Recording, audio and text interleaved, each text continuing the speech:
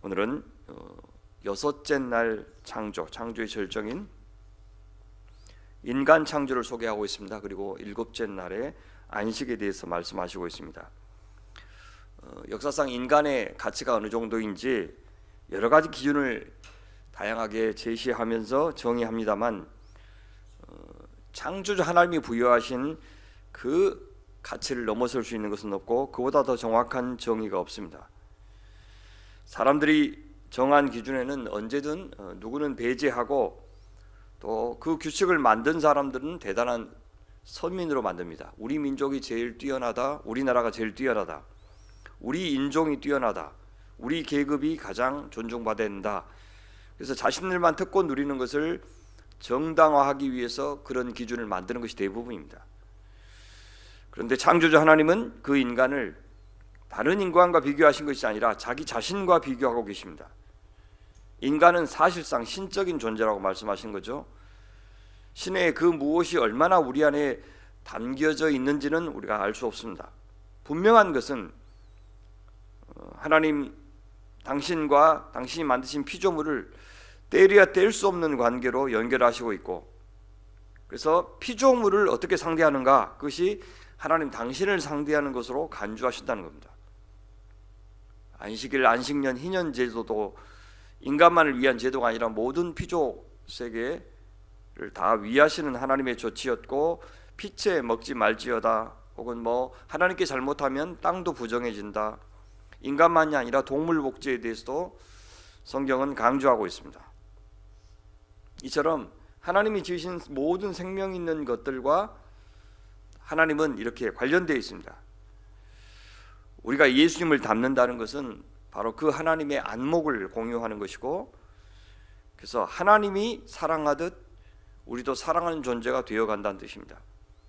하나님이 누리시는 관계를 우리가 본받아 누리고, 그래서 하나님의 뜻이 이루어지는 사회를 형성하는 것이 하나님의 창조의 목표입니다.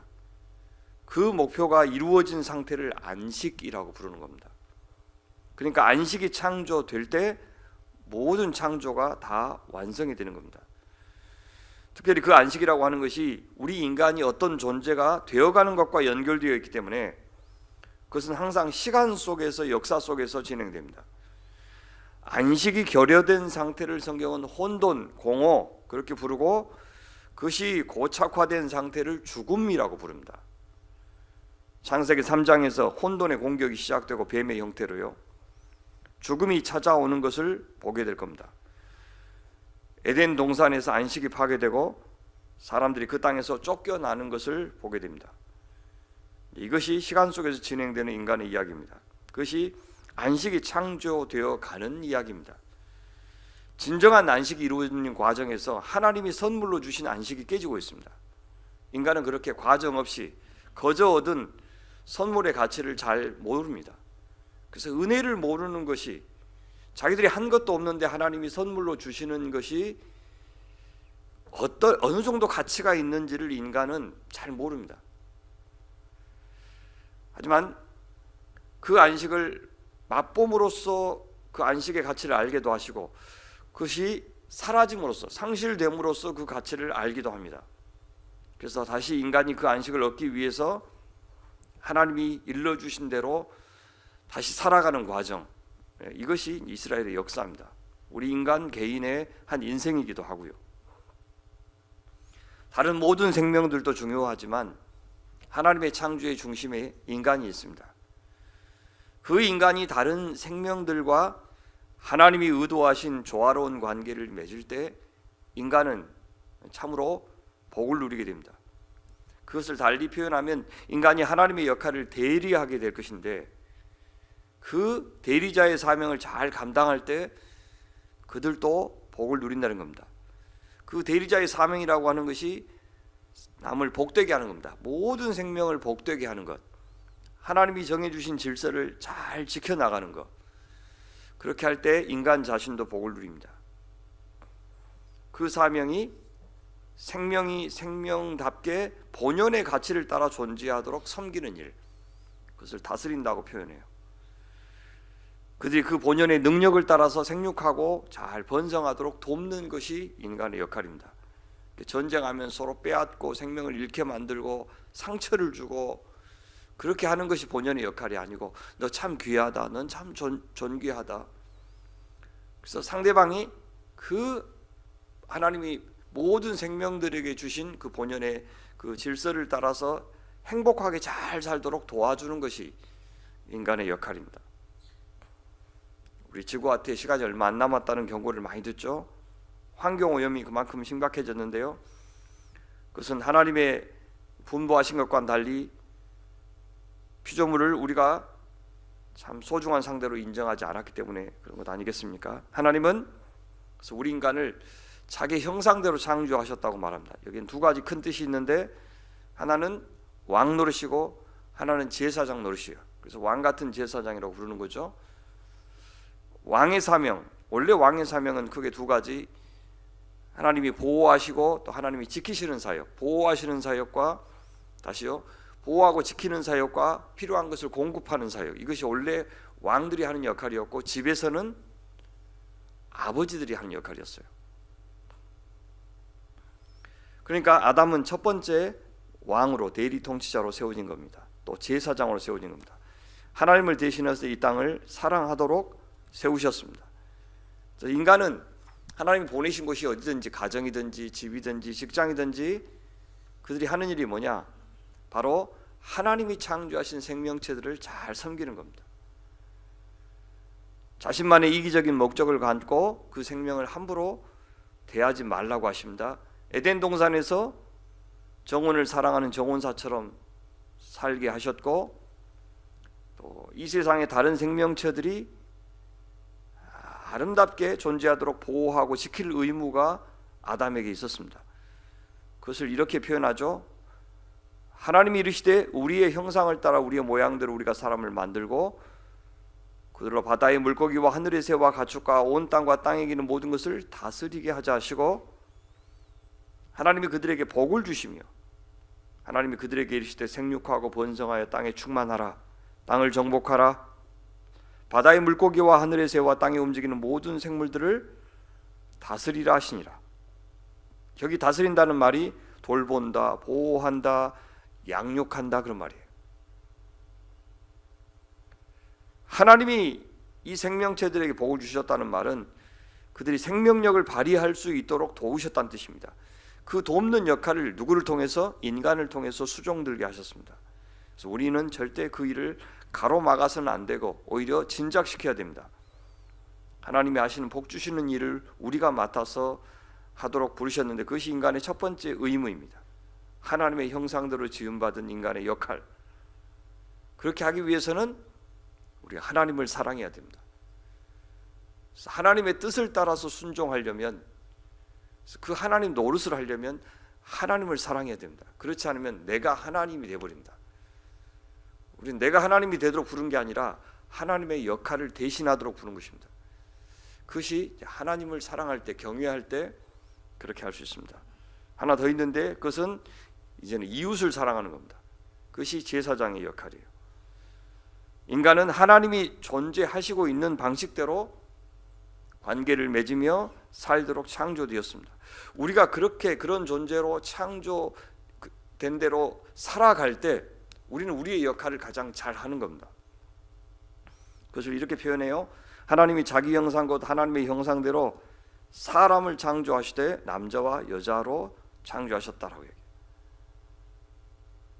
하나님도 공동체로 존재하시죠. 성부, 성자, 성령 세 분이 사랑의 관계를 맺으면서 하나 되어 살고 계십니다.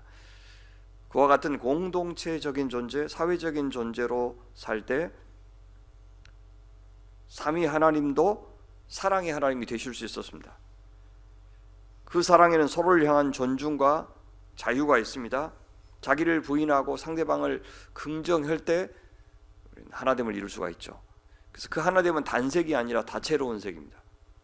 이것이 인간에게 의도하신 하나님의 형상입니다. 그렇게 존재할 수 있는 공동체로 만드는 것이 모든 창조의 처음 목표입니다. 우리를 통해서 무슨 일을 하시는 것 그것도 중요하지만 어떤 종류의 공동체가 되어가는 것이 사실 하나님의 더 중요한 관심사라는 겁니다. 그것이 구원이에요. 그래서 남자만 창조하지 않으시고 남자와 여자로 창조하셨다고 이야기합니다. 남자만 있으면 사람이 아니고 여자만 있으면 사람도 아닙니다. 남자와 여자로 서로 존재할 때, 독신일지라도 공동체적으로 존재할 때 우리는 사람이 되는 겁니다. 왜 세상이 이렇게 짐승의 세상이 되었습니까? 왜 교회든 세상에는 이렇게 전쟁 같은 곳이 되었습니까? 아직도 내 뜻대로 모든 것이 진행되어야 한다고 생각하는 사람들 때문입니다. 그래서 함부로 사람들을 평가하고 그 사람들을 없애려고 합니다. 근데 그것은 사랑이 아닙니다. 사랑이 없는 곳에 생명도 없습니다. 타인에게 내 생각과 다른 말을 할 수 있는 자유를 주지 않는다면 나는 폭력적인 사람, 이기적인 사람이고 그만큼 그도 나도 생명력을 발휘할 수가 없습니다. 복된 존재가 될 수 없습니다. 사랑할 때 우리 인간답고, 겸손할 때 인간답고, 자유로울 때 인간답습니다. 그 이유는 우리가 처음부터 그렇게 지어졌기 때문입니다. 우리 교회는 그 하나님의 존귀하신 목표를 이루기 위해서 오늘 이 시점에 존재하고 있는 겁니다. 어떻게 하면 잘 사랑할 수 있을까? 같이 잘 존재할 수 있을까? 어떻게 하면 더불어 함께 잘 살 수 있을까를 늘 연습하고 그 열매를 확인하면서 같이 기뻐하고 좋아하는 곳이 교회입니다. 그렇게 하나님의 형상을 완성해 가는 곳입니다. 우리가 서로를 그렇게 하나님의 형상이다라고 생각하면서 대한다면 죽게 하듯 서로를 대할 수 있을 겁니다. 감히 외모로 사람을 판단하지 않을 것이고 차별하거나 차별 대우를 기대하지 않을 것입니다. 그렇게 하는 것이 사랑입니다. 겸손은 나를 덜 사랑하는 것이 아니라 나를 덜 생각하는 겁니다. 나 중심으로 생각하지 않고 하나님 중심으로 생각하는 것, 그것이 겸손입니다. 하나님 우리가 그렇게 살도록 충분히 우리에게 선물을 주셨어요. 내가 온 지면에 씨 맺는 모든 채소와 씨 가진 열매 맺는 모든 나무를 너희에게 주노니.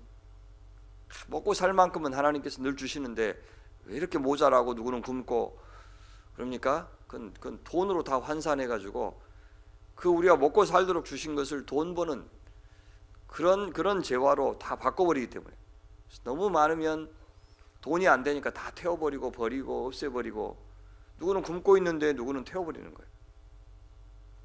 명품의 값을 유지하기 위해서 있는 명품들 다 없애는 것 같고 똑같이 그렇게 죄를 범하고 있기 때문에 그런 겁니다.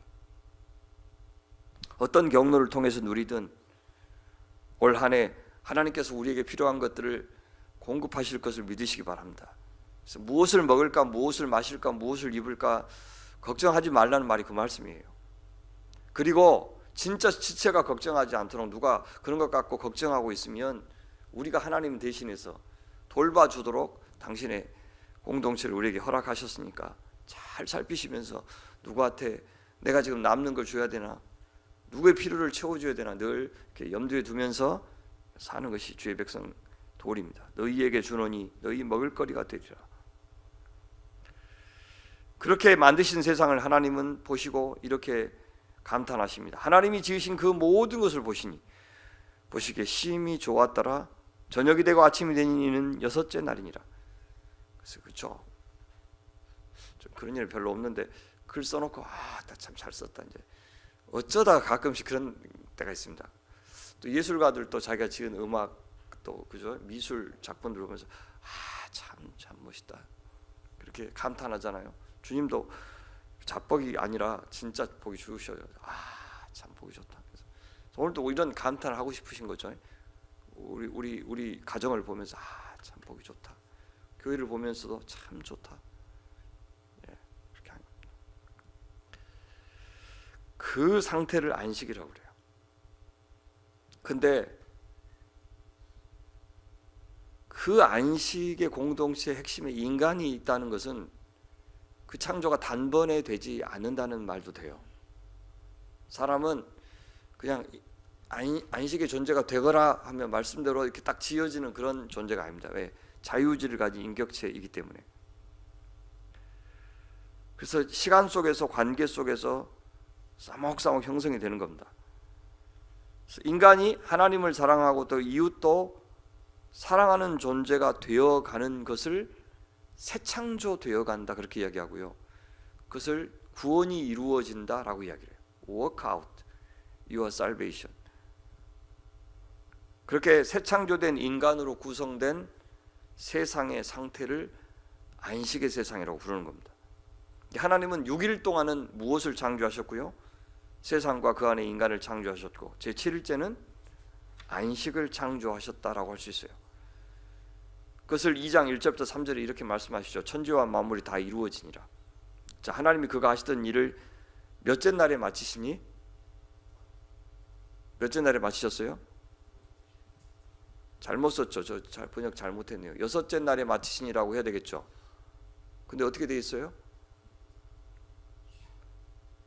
예, 그래서 학자들이 저기서 못 빠져나오는 겁니다. 분명히 6째 날에 마치시고 7째 날에는 안식했다고 해야 되는데 왜 7째 날에 마치셨다고 그러지? 저 말이 맞아요. 저걸 어떻게 번역해야 되냐면 그가 하시던 모든 일을 그치고 7째 날에 안식하심으로써 하나님은 그가 하시던 일을 7째 날에 마치셨다. 그렇게 번역해야 돼요. 그러니까 무엇까지 해야 창조하는 것이 다 맞춰진다고요? 안식까지 하셔야 해요. 그럼 주님은 지금 안식하고 계실까요? 안식을 못 하실까요? 우리 요한복음 5장에 보면 38년 된 병자 고치고 나서 예수님이 왜 안식일 날 그걸 하셨습니까? 그 만성병 환자는 다음 날 고쳐도 되고 전날 고쳐도 되는데 왜 병 고치면 안 된다고 한 안식일 날 고쳤습니까? 그러니까 예수님이 뭐라 그래요? 아버지께서 이제까지 일하시니 나도 일한다. 그렇게 얘기하죠. 하나님 아버지께서 안식일 날 놓으시는 게 아니고 지금까지 일하신다라는 걸 뭘 만드시는 일을 하셔요? 저 안식을 만드시는 일을 하셔요. 아버지께서 지금 이 사람을 낫게 하고 싶으시니까 내가 하는 것이다 그 말이죠. 내 힘으로 하는 게 아니고 인간 예수의 힘으로 지금 낫게 하는 게 아니고 아버지께서 하시는 일을 내가 지금 대리하고 있다 그 말이죠. 근데 그 일이 뭐냐? 안식을 만드시는 일을 하고 있는 것이죠.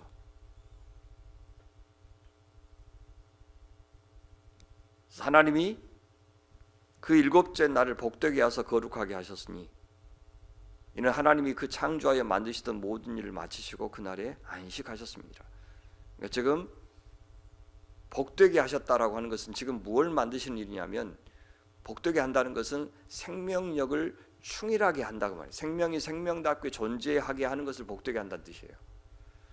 그것이 안식이에요. 사람이 사람답게 창조되는 것이 안식이고 가정이 가정답게 거기 안에 살고 싶다. 너무 사는 것이 재밌다.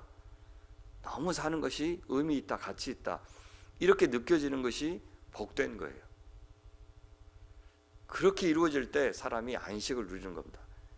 그 일을 하고 있다는 거예요. 근데 6째 날까지는 있는데 7째 날 없는 표현이 뭐냐면 저녁이 되고 아침이 되니 이는 7째 날이라 하는 표현이 없어요. 그 말은 지금도 우리가 제7일째를 살고 있다는 뜻입니다. 인간의 역사는 안식을 창조하는 제7일의 시간이에요. 구약에서 그것을 안식일, 안식년, 희년 제도를 통해서 이 안식의 창조가 새 창조의 목표인 것을 알려주셨고요. 하나님의 아들 예수께서 오셨을 때 당신이 안식일의 주인으로 오셨다. 바로 그 안식을 성취하러 오셨다고 자기를 소개하셨고 첫 번째 설교를 하실 때도 내가 이 땅에 왜 왔느냐? 라고 취임 설교를 하시면서도 내가 이룰 구원 사역이 바로 영적 은혜의 해, 영적인 희년을 이루는 것이다 라고 말씀하셨어요.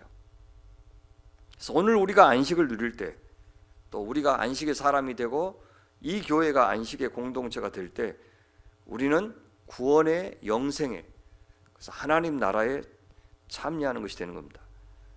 믿음으로 산다는 것이 뭐냐? 그것은 영원한 안식의 나라에 들어갈 날을 소망하면서 이미 여기에 임한 그 하나님의 나라에서 우리의 가정과 교회를, 우리의 직장을, 나 자신을 안식의 존재, 안식의 공동체로 만들어가는 사람, 그렇게 실천하는 사람, 그 사람이 바로 믿음의 사람인 것입니다. 사랑하는 소명의 가족 여러분, 오늘 좀 두 단어를 기억하면 어떨까요? 하나는 하나님의 형상이라는 단어, 다른 하나는 안식입니다. 하나님의 형상으로서 하나님처럼 사랑하면서 살면서 주님이 주시는 안식을 누리고 안식을 가져오고 안식의 존재가 되는 우리가 되기를 간절히 바랍니다. 숨과 쉼이 있는 광주 소명교회, 이것이 바로 안식의 공동체, 샬롬의 공동체로서 이 하나님 나라를 이루어가는 교회가 되고 싶다라고 하는 저희 교회의 비전이고 소원입니다. 그것이 올 한 해도 변함없이 주님 안에서 잘 이루어가는 여정이 되기를 간절히 바랍니다. 사랑의 하나님, 새해 첫 대면 새벽 예배로 주님께 영광을 돌리게 하시고 생명의 말씀을 이렇게 듣게 하시니 고맙습니다.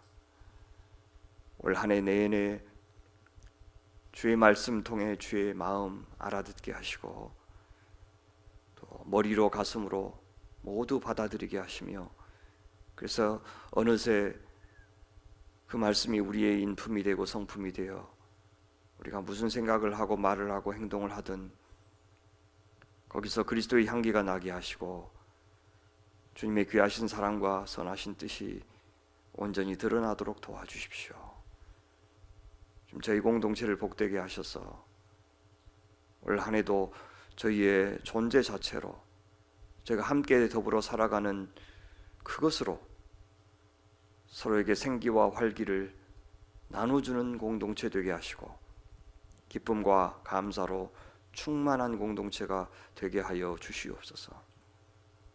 아버지 하나님, 시간이 흐르고 나이가 들면 몸이 고장나고 그렇게 고쳤을 수 없는 상태까지 됩니다.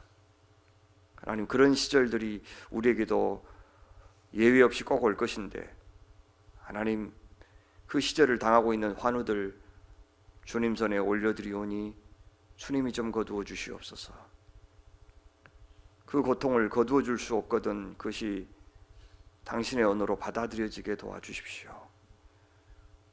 내일의 예배부터 52주 내내 저희가 드리는 예배가 주님 앞에 산 제물이 되기를 원합니다.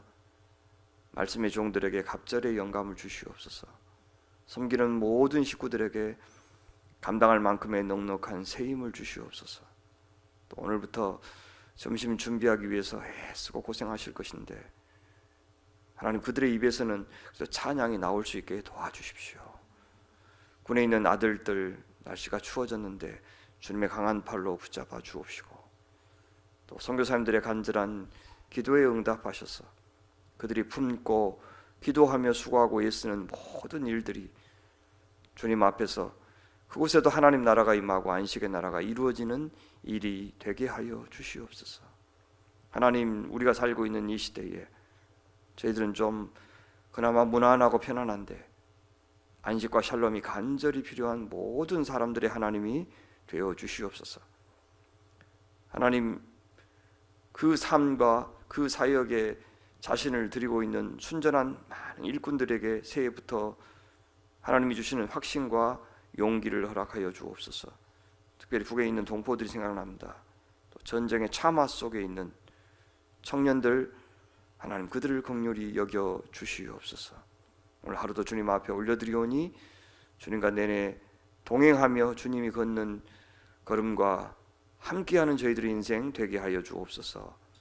우리 구주 예수 그리스도의 이름으로 기도하옵나이다. 아멘.